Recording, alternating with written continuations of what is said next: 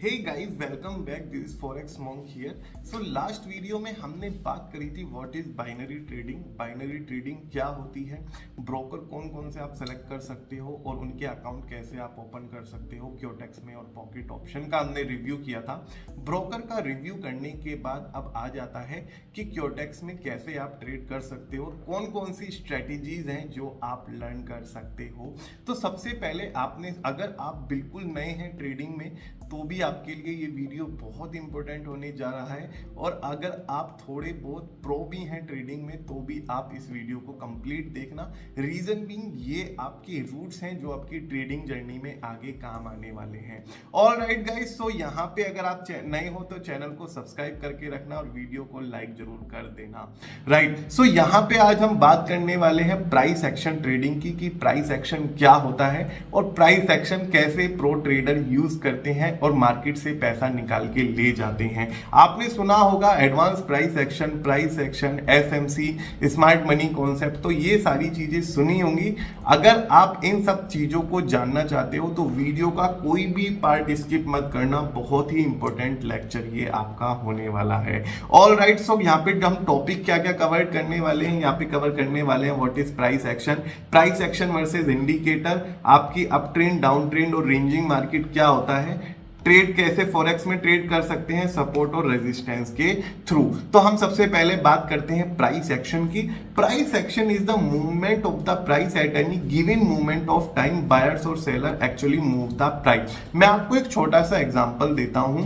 एक कोई वेंडर है वेजिटेबल और फ्रूट्स का, वो आता है किसी कॉलोनी में शाम को 5 बजे, ठीक है, लेकिन उसकी सब्जियां उतनी नहीं बिकती जितनी उसे एक्सपेक्टेशंस थी।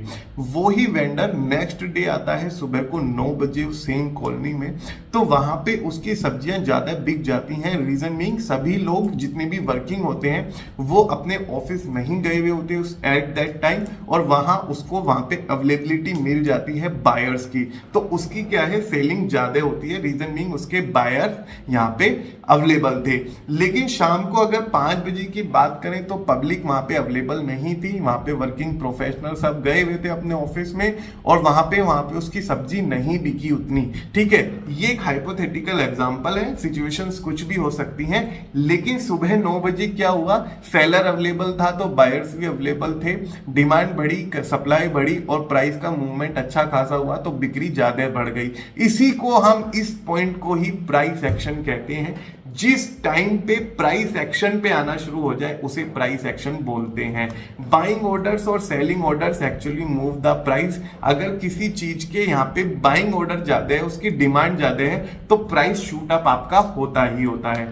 In any chart price always move either up और डाउन और stage at the same place, ठीक है। प्राइस या तो अप जाएगा या डाउन जाएगा या स्टेबल रहेगा, तीन ही तो चीज होंगे, कोई फोर्थ तो चीज यहाँ पे होने वाली है नहीं। Price is basically represented by the line graph which is also called raw price. Price moves up when more buyers orders are executed and down when more sell orders are executed. मतलब अगर selling ज्यादा होगी तो price down चला जाएगा, of course यहाँ पे down चला जाएगा, ठीक है। और अगर बायर्स ज्यादा होंगे तो प्राइस यहाँ पे अप जाएगा। लेकिन इस प्राइस एक्शन को ही हमें यूज क्यों करना है, ये प्राइस एक्शन ही क्यों हम यूज करके अपनी ट्रेडिंग जर्नी यहाँ पे शुरू करेंगे, प्राइस एक्शन इतनी इंपॉर्टेंस क्यों है ट्रेडिंग में। All financial markets generate data various period of time that is displayed on the price chart. Price reflects the sentiment of all market participant and the portrait in the form of price action. देखो, market में buyers भी हैं, sellers भी हैं। अगर आप बात करोगे बायर्स किस कैटेगरी के हैं या सेलर्स किस कैटेगरी के हैं, तो वो रिटेल ट्रेडर भी हैं, एसएमसी, स्मार्ट मनी भी आती है मार्केट में, जो बड़े बड़े फंड हाउसेज और बिग इंस्टीट्यूशनल इन्वेस्टर्स होते हैं, बैंक्स होते हैं, ठीक है। कई तरीके के यहाँ पे बायर्स और सेलर्स होते हैं, वो अलग अलग तरीके से मार्केट में बाय करते हैं, सेल करते हैं, अलग अलग स्ट्रेटेजी लगाते हैं। प्राइस एक्शन उन सब चीजों को एक पोर्ट्रे करता है, इसकी तस्वीर उकेर के आपके सामने रिप्रेजेंट करता है कि at any point of time, at any time यहाँ पे प्राइस ये था और यहाँ से बाइंग शुरू हो गई। प्राइस ये था तो यहाँ से सेलिंग शुरू हो गई। तो इस तरीके की चीजें जब आपके सामने निकल के आती हैं तो एक मार्केट में आप प्रो ट्रेडर बनते हो। अगर आपको ये नहीं पता होगा कि इस प्राइस पे आके यहाँ पे बाइंग ऑर्डर लग जाते हैं और प्राइस शूट अप हो जाता है तो आप अपना नुकसान कर बैठते हो अगर वहां पे सेल करोगे तो ये इसीलिए प्राइस एक्शन बहुत ही ज्यादा इंपॉर्टेंट होता है किसी भी ट्रेडिंग जर्नी में, और ये अल्टीमेटली रिफ्लेक्ट होता है प्राइस के मूवमेंट से। तो आपको यहाँ पे ओवर एनालाइजिंग की भी रिक्वायरमेंट नहीं पड़ती है। ऑलराइट, अगर प्राइस एक्शन वर्सेस इंडिकेटर की हम बात करें तो यहाँ पे अगर आप देखोगे तो यहाँ पे ये प्राइस का चार्ट है, यहाँ पे कोई भी मैंने इंडिकेटर नहीं लगाया, कुछ भी नहीं लगाया, जीबीपी जेपीवाई का ये चार्ट है। अगर आपने देखा ये तो यहाँ पे ये चार्ट मेरा रन कर रहा है, थोड़ा सा डिप आया फिर रिकवर, थोड़ा बहुत इसने एक स्टेबल मार्केट बनाई, लेकिन फिर इसके अंदर एक यहाँ पे डिप देखने को मिल गया। तो यहाँ पे अगर आप इस पर्टिकुलर पॉइंट पे सेल कर देते, क्या कर देते, सेल कर देते, तो यहां से आप प्रॉफिट बना सकते थे। ऑलराइट, तो इसीलिए हम यहाँ पे प्राइस एक्शन सीखते हैं। रीजन बीइंग हमें पता था कि यहाँ पे ये सपोर्ट बना रहा है। क्या बना रहा है, सपोर्ट बना रहा है। ऑलराइट, अगर हम बात करें यहाँ पे इंडिकेटर की, तो देखो इंडिकेटर किस तरीके से कॉम्प्लेक्स, मैं ये नहीं कह रहा कि आपको इंडिकेटर यूज नहीं करना है, लेकिन इंडिकेटर कितना कॉम्प्लिकेटेड कर देता है सिचुएशन को।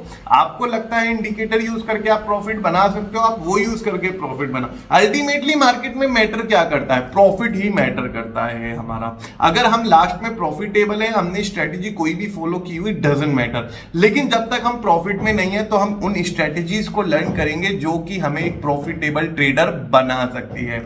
यहां पे अगर आप देखोगे एनएसडी यूएसडी का ये चार्ट है, यहाँ पे हमने इंडिकेटर लगा रखा है केल्टनर चैनल का, ठीक है, और यहाँ पे एटीआर का इंडिकेटर लगा रखा है। यहाँ पे देखो किस तरीके से आप इंडिकेटर में थोड़ा सा मैसी यहाँ पे देखने को मिल जाता है। तो बेसिकली ये प्राइस एक्शन वर्सेस इंडिकेटर का एक कंपैरिजन है। मैं ये नहीं कह रहा कि इंडिकेटर वर्क नहीं करते या प्राइस एक्शन वर्क नहीं करता, दोनों अपनी जगह इक्वल लेवल पे यहाँ पे कंट्रीब्यूशन करते हैं। तो यहाँ पे डिसीजन मेकिंग में हमें बहुत ज़्यादा दिक्कत हो जाती है। मीनवाइल अगर हम बात करें प्राइस एक्शन की, देखो notice how late our entries are relying with just 2 indicator. देखो हमने यहाँ पे 2 इंडिकेटर यूज करे हैं, एक तो हमने यूज करा है मूविंग एवरेज का, ठीक है, एक हमने अदर इंडिकेटर यूज करा है जो कि हमारा यहाँ पे गिवन है, ठीक है।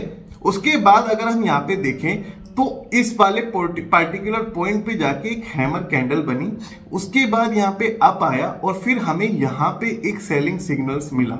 अगर हम यहाँ पे प्राइस एक्शन के थ्रू ये पता लगा लेते कि यहाँ पे रेजिस्टेंस लेवल एग्जिस्ट करता है, यहाँ पे सेलिंग शुरू हो जाती है, तो यहाँ पे हम एंट्री ले सकते थे। लेकिन मूविंग एवरेज के इंडिकेटर ने यहाँ पे जब क्रॉस ओवर करा तो हमने एंट्री ली और हमारी एंट्री क्या हुई, लेट हो गई। इसी वजह से बोलते हैं कि इंडिकेटर वर्क करता है।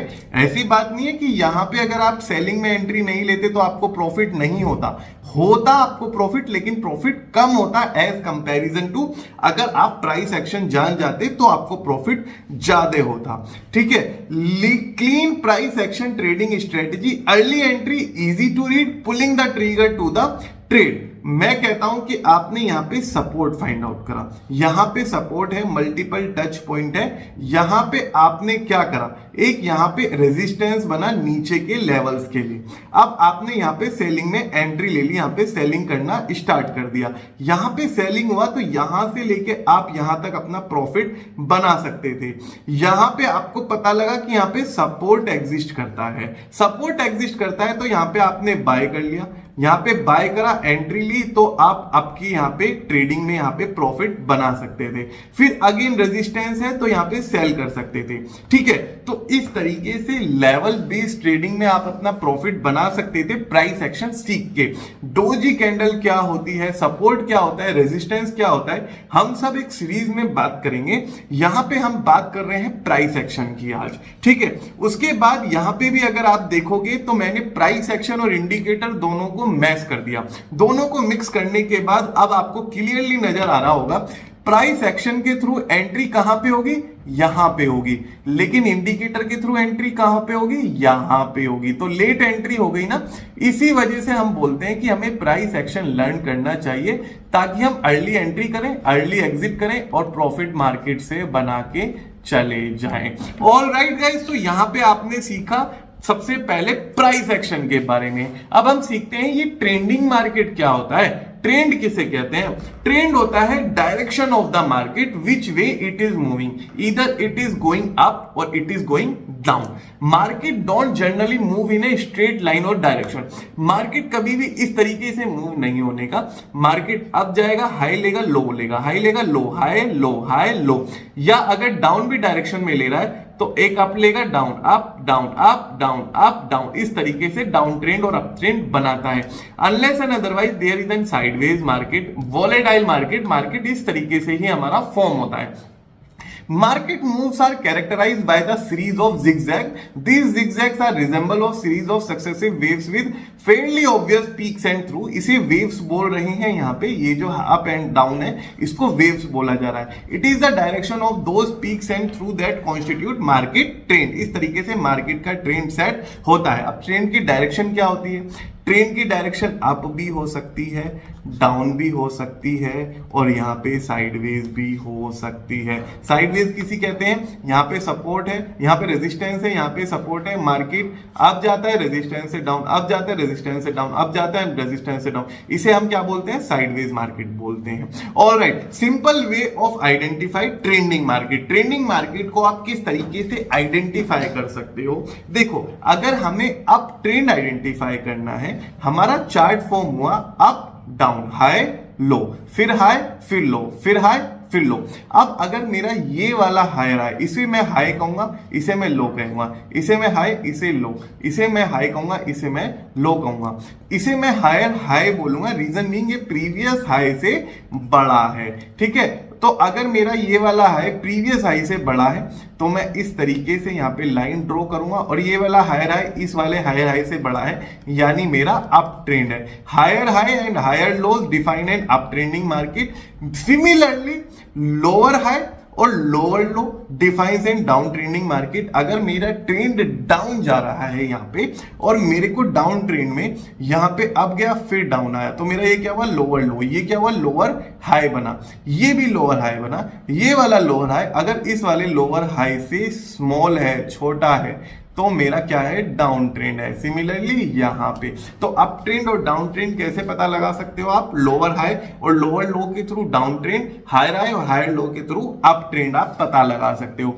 Why trading with trend is important? अगर आप ट्रेंड के अगेंस्ट में जाके देखो ट्रेड करोगे तो बहुत ज्यादा दिक्कत हो जाएगी। आपको याद रखना है, trend is your friend. Trend के साथ ट्रेडिंग करो और आप अपने टेक्निकल एनालिसिस के कॉन्सेप्ट सीखो, आपको मार्केट में ट्रेडिंग करना बिल्कुल आएगा। ठीक है, और यहाँ पे impulsive movement of the market where traders generally make their profit. It is easy to trade with trend. One swing move over trending market produce big pips. अगर आपने एक ट्रेंड को पकड़ लिया और वो आपके हाथ आ जाए और वहां पे आप ट्रेड एंट्री अपनी शुरू कर दें, तो आप एक अच्छा खासा पिप्स में अपना अमाउंट में, मनी में प्रॉफिट बना सकते हो।